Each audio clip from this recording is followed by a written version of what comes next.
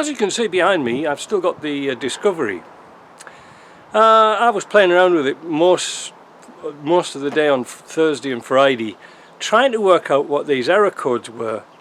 And when I put the smoke tester on, we saw there was smoke bellowing out of the damn thing. Now, on Friday I managed to sort out, or Thursday I managed to sort out about 50-60% of the leaks with new O-rings, clips, bit of epoxy on some cracked joints. Not too bad, but it was still leaking from underneath the manifold. But it was funny, I took it for a test drive on Friday just to do my errands, and the cords went off. Well, we wiped the cords off, and I was driving around. I did about maybe, I don't know, 30 miles. Bang, up come the cords again. No difference in driving. I tried to drive it hard, I tried to drive it smooth, nothing, but the cords are still there. So we didn't know what to do.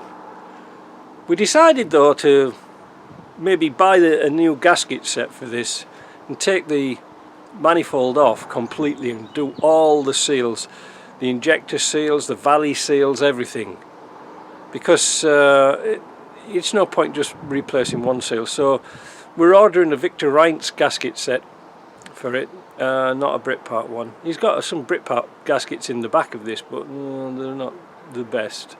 So we'll put a Victor Reinz on, which will be probably in next week. But anyway, we cleared the cords off once again, and Brian was driving this car because he was doing some business in Sherbrooke. And he rang me up and he said, "Wow, that car has no power at all." Nah, well, I didn't really notice it because I thought they were all like that. It's a 4.6. But he says, funny enough, he says, I was driving it and there was this god almighty bang, and he says it went brilliant. And I said, well, I can't understand that. It must be something to do with fuel. I wonder if there's been a big backfire or something. But he says, why does it go so good now?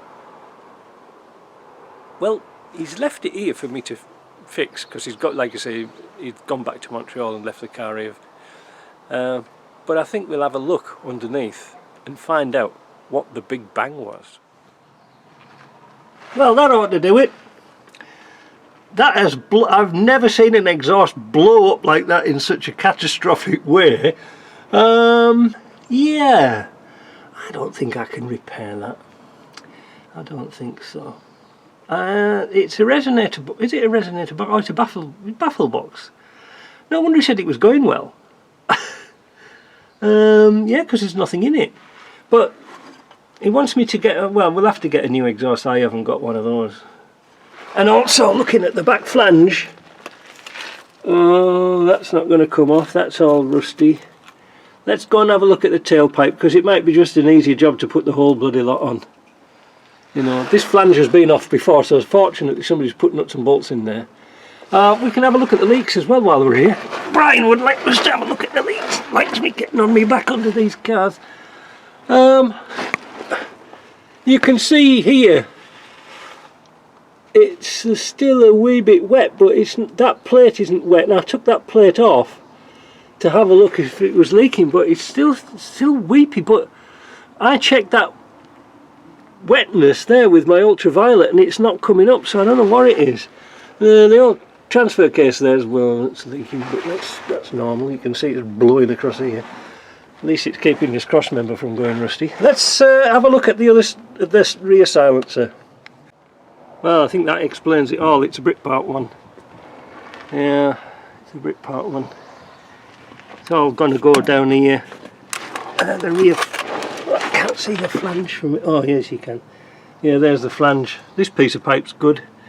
The bracketing's on its way. I think we'll get a new one. Sod it. These cars are money pits anyway, so we might as well throw a bit more into it. But look at that spectacular blow. That's interesting. It must. I wonder if it's had fuel into the system and it caught fire, because he said it didn't sort of go very well. But that's kind of spectacular. Is that a Britpart one? Let's have a look. Well, there's the exhaust. It's a Borsal. So has it been replaced before? I don't know. Now we can see that flange there. You know what it's like, if I put a new exhaust on there and then that flange will break here, that means cutting this flange off, making a tube to weld onto that rust. No.